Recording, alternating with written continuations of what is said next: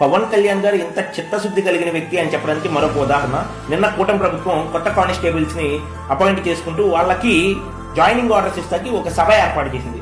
ఆ సభలో లాకే బాబురావు అనే వ్యక్తి స్టేజ్ మీదకి వచ్చి, సార్ మా గ్రామానికి రోడ్డు సరిగ్గా లేదు అని చెప్పాడు. వెంటనే చంద్రబాబు నాయుడు గారు ఏమన్నారంటే, మా ఊర్లో రోడ్డు సమస్య ఉంది సార్, అది పరిష్కారం చేయమని అడిగాడు. మా డిప్యూటీ సీఎం గారు ఉన్నారు, డిప్యూటీ సీఎం గారు మీ బాధ్యత రోడ్డు వేయించే బాధ్యత. రోడ్డు శాంక్షన్ చేయడం ఒక రోజులో కాకపోయినా కనీసం 3-4 గంటల్లో అధికారులతో మాట్లాడటం, సంతకాలు పెట్టేయడం, అన్ని చేయడం, శాంక్షన్ చేయడం జరుగుతూ ఉంటుంది.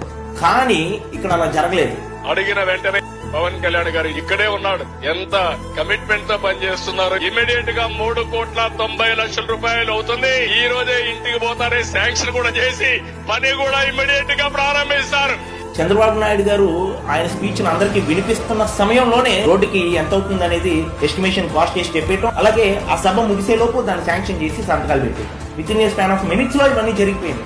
సభ మొదలైంది, వ్యక్తి పైకి వచ్చాడు, రోడ్డు గురించి చెప్పాడు, చంద్రబాబు నాయుడు గారు సభలో మాట్లాడుతున్నారు, మిడిల్ ఆఫ్ ద స్పీచ్ లోనే రోడ్డు శాంక్షన్ అవటం అయిపోయింది. This is Pawan Kalyan, this is his dedication towards people, this is his commitment towards work.